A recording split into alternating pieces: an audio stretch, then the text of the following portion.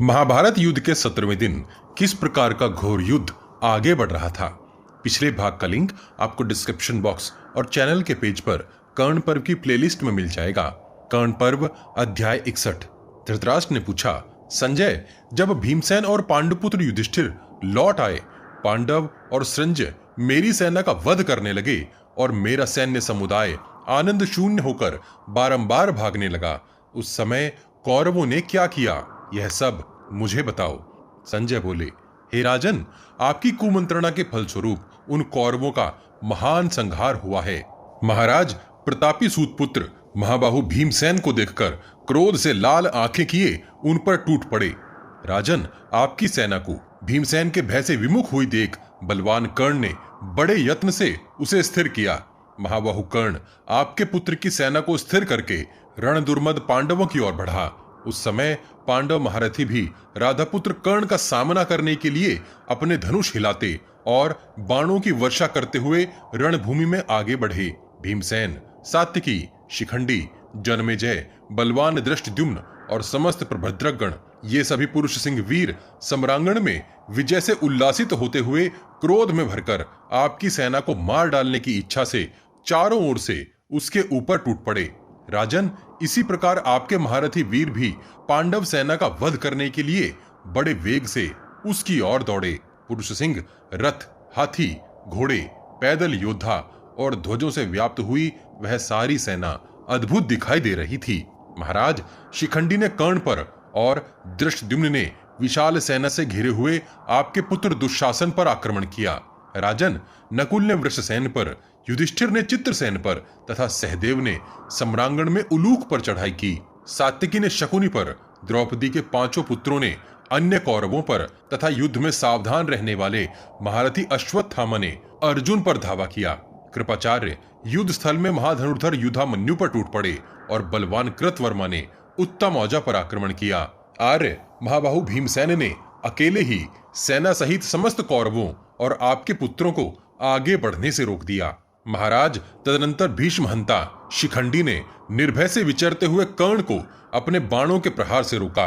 अपनी गति अवरुद्ध हो जाने पर रोष के मारे कर्ण के ओंठ फड़कने लगे।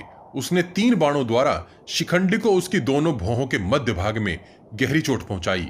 उन बाणों से ललाट में धारण किए गए शिखंडी 3 उठे हुए पर्वतों से संयुक्त रजतमय पर्वत के समान बड़ी शोभा पाने लगा। युद्ध स्थल में सूतपुत्र के द्वारा अत्यंत घायल किए हुए महाधनुर्धर शिखंडी ने 90 पैने बाणों द्वारा कर्ण को भी समर भूमि में घायल कर दिया। महारथी कर्ण ने शिखंडी के घोड़ों को मारकर 3 बाणों द्वारा उसके सारथी को भी नष्ट कर दिया। फिर एक शूरप द्वारा उसकी ध्वजा को काट गिराया। उस अश्वहीन रथ से कूदकर कुपित हुए शत्रु संतापी महारथी शिखंडी ने कर्ण पर शक्ति चलाई। भारत सम्रांगण में 3 बाणों द्वारा उस शक्ति को काटकर कर्ण ने 9 बाणों से शिखंडी को भी घायल कर दिया। तब अत्यंत घायल हुए नरश्रेष्ठ शिखंडी कर्ण के धनुष से छूटे हुए बाणों से बचने के लिए तुरंत वहां से भाग निकला। तदनंतर महाबली कर्ण रुई के ढेर को वायु की भांति पांडव सेना को तहस नहस करने लगा। राजेंद्र, आपके पुत्र दुशासन से पीड़ित हो दृष्टद्युम्न ने 3 बाणों से उसकी छाती में गहरी चोट पहुंचाई। आर्य, दुशासन ने भी उसकी बाईं भुजा को बींध डाला। भारत सुनहरे पंख और झुकी हुई गांठ वाले भल्ल से घायल हुए अमर्षशील दृष्टद्युम्न ने अत्यंत कुपित हो दुशासन पर एक भयंकर बाण चलाया। प्रजानाथ, दृष्टद्युम्न के चलाए हुए उस भयंकर वेगशाली बाण को अपनी ओर आते देख आपके पुत्र ने 3 ही बाणों द्वारा उसे काट डाला। तत्पश्चात दृष्टद्युम्न के पास पहुंचकर उसने स्वर्ण भूषित दूसरे 17 भल्लों से उसकी दोनों भुजाओं और छाती में प्रहार किया। आर्य, तब कुपित हुए द्रुपद कुमार ने अत्यंत तीखे शूरप्र से दुशासन के धनुष को काट दिया। यह देख सब लोग कोलाहल कर उठे। तदनंतर आपके पुत्र ने हंसते हुए से दूसरा धनुष हाथ में लेकर अपने बाण समूहों द्वारा दृष्टद्युम्न को सब ओर से अवरुद्ध कर दिया। आपके महामनस्वी पुत्र का वह पराक्रम देखकर रणभूमि में सब योद्धा विस्मित हो गए तथा आकाश में सिद्धों और अप्सराओं के समूह भी आश्चर्य करने लगे।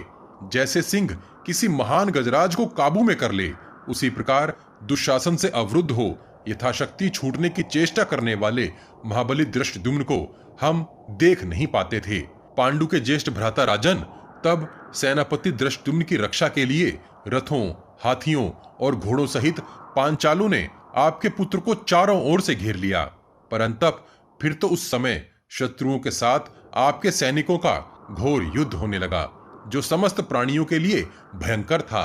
अपने पिता के पास खड़े हुए वृषसेन ने लोहे के 5 बाणों से नकुल को घायल करके दूसरे 3 बाणों द्वारा पुनः बींध डाला। तब शूरवीर नकुल ने हंसते हुए से अत्यंत तीखे नाराज द्वारा वृषसेन की छाती में गहरा आघात किया। शत्रुसूदन बलवान शत्रु के द्वारा अत्यंत घायल हुए वृषसेन ने अपने वैरी नकुल को 20 बाणों से बींध डाला। फिर नकुल ने भी उसे 5 बाणों से घायल कर दिया। तदनंतर उन दोनों नरश्रेष्ठ वीरों ने सहस्त्रों बाणों द्वारा एक दूसरे को आच्छादित कर दिया। इसी समय कौरव सेना में भगदड़ मच गई। प्रजानाथ दुर्योधन की सेना को भागती देख सूतपुत्र कर्ण ने बलपूर्वक पीछा करके उसे रोका।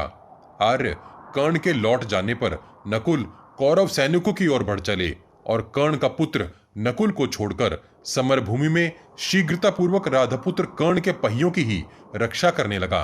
राजन, उसी प्रकार रणभूमि में कुपित हुए उलूक को सहदेव ने रोक दिया। प्रतापी सहदेव ने उलूक के चारों घोड़ों को मारकर उसके सारथी को भी यमलोक भेज दिया। प्रजानाथ, तदनंतर पिता को आनंद देने वाला उलूक उस रथ से कूदकर तुरंत ही त्रिगर्तों की सेना में चला गया। सात्यकी ने 20 पैने बाणों से शकुनी को घायल करके हंसते हुए से एक भल्ल के द्वारा सुबल पुत्र के ध्वज को भी काट दिया। राजन, सम्रांगण में कुपित हुए प्रतापी सुबल पुत्र ने सात्यकी के कवच को छिन्न भिन्न करके उनके स्वर्ण में ध्वज को भी काट दिया। महाराज, इसी प्रकार सात्यकी ने भी उसे पैने बाणों द्वारा घायल कर दिया और उसके सारथी पर भी 3 बाणों का प्रहार किया। तत्पश्चात उन्होंने शीघ्रतापूर्वक बाण मारकर शकुनी के घोड़ों को यमलोक पहुंचा दिया। भरत श्रेष्ठ, तब शकुनी भी सहसा अपने रथ से कूदकर महामनस्वी उलूक के रथ पर तुरंत जा चढ़ा। उलूक युद्ध में शोभा पाने वाले सात्यकी के निकट से अपने रथ को शीघ्र दूर हटा ले गया। राजन, तदनंतर सात्यकी ने रणभूमि में आपके पुत्रों की सेना पर बड़े वेग से आक्रमण किया। इससे उस सेना में भगदड़ मच गई। प्रजानाथ, सात्यकी के बाणों से ढकी हुई आपकी सेना शीघ्र ही 10 दिशाओं की ओर भाग चली और प्राणहीन सी होकर पृथ्वी पर गिरने लगी। आपके पुत्र दुर्योधन ने युद्ध स्थल में भीमसेन को रोका। भीमसेन ने 2 ही घड़ी में इस जगत के स्वामी दुर्योधन को घोड़े, सारथी, रथ और ध्वज से वंचित कर दिया। इससे सब लोग बड़े प्रसन्न हुए। तब राजा दुर्योधन वहां भीमसेन के रास्ते से दूर हट गया। फिर तो सारी कौरव सेना भीमसेन पर टूट पड़ी। भीमसेन को मारने की इच्छा से आए हुए कौरवों का महान सिंहनाद सब ओर गूंज उठा। दूसरी ओर युधामन्यु ने कृपाचार्य को घायल करके तुरंत ही उनके धनुष को काट दिया। तदनंतर शस्त्रधारियों में श्रेष्ठ कृपाचार्य ने दूसरा धनुष हाथ में लेकर युधामन्यु के ध्वज, सारथी और छत्र को धराशाही कर दिया। फिर तो महारथी युधामन्यु रथ के द्वारा ही वहां से पलायन कर गया।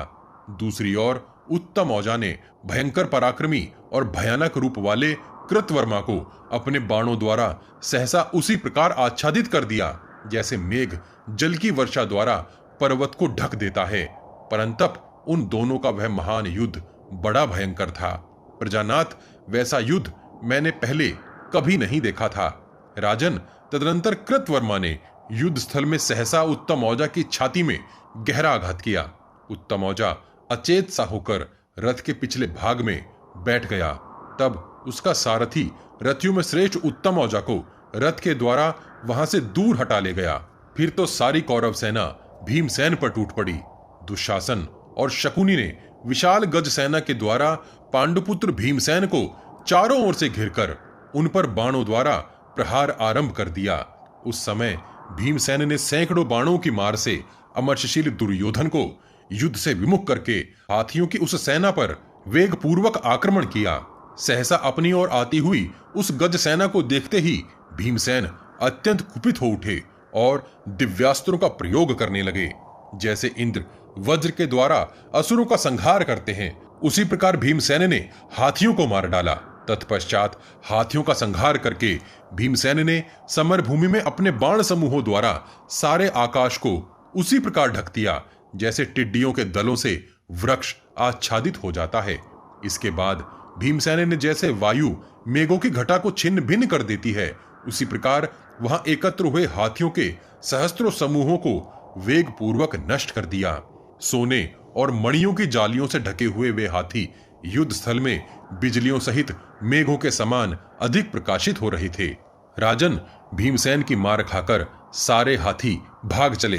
कितने ही गजराज हृदय फट जाने के कारण पृथ्वी पर गिरे और गिरते हुए स्वर्ण भूषित हाथियों से ढकी हुई रणभूमि ऐसी शोभा पा रही थी मानो वहां ढेर के ढेर पर्वतखंड बिखरे पड़े हों।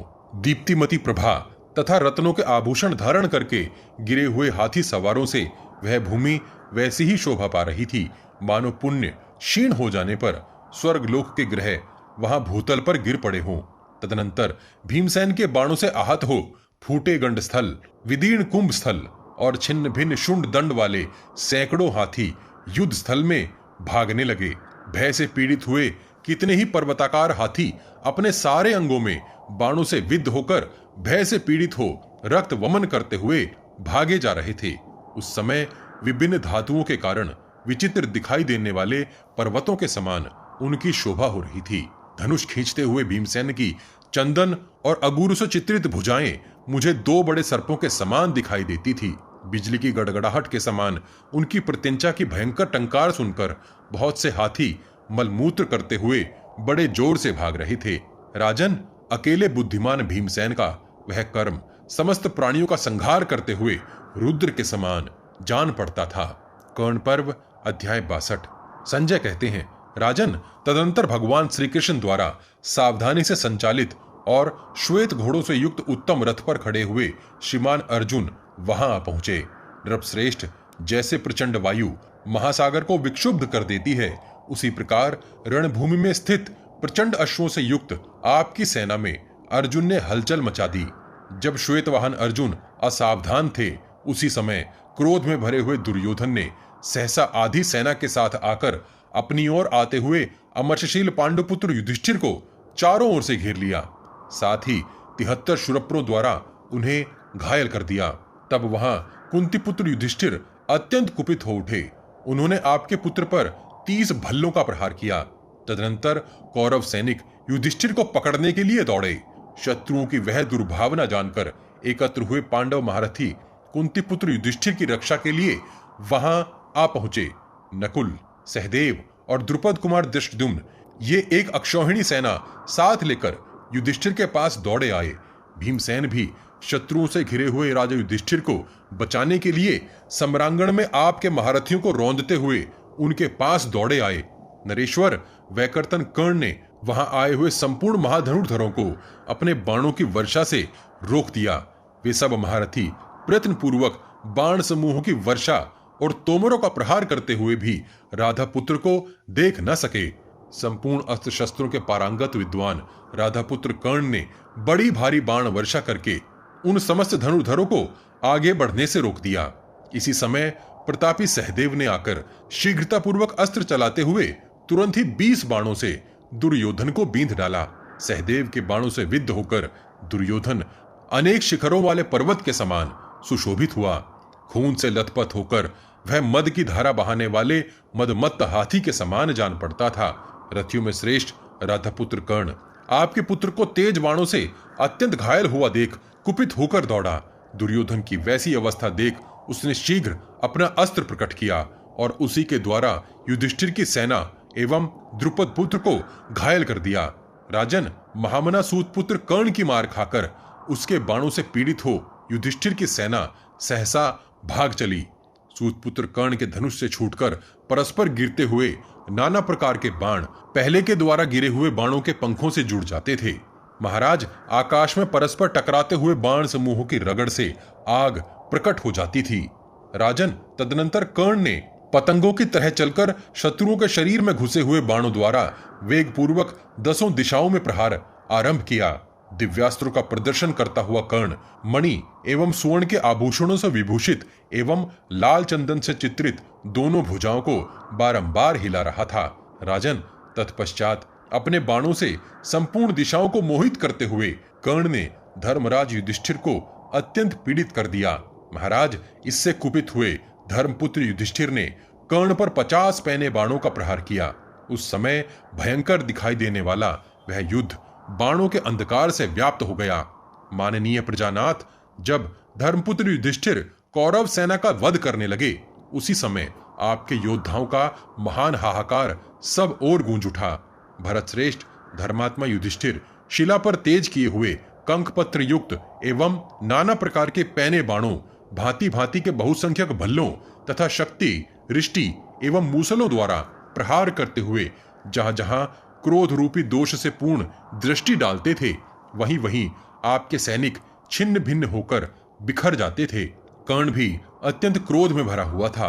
वह अमर्षशील और क्रोधी तो था ही, रोष में उसका मुख फड़क रहा था। अप्रमेय आत्मबल से संपन्न उस वीर ने युद्ध स्थल में नाराजों, अर्धचंद्रों एवं वत्सदंतों द्वारा धर्मराज युधिष्ठिर पर धावा किया।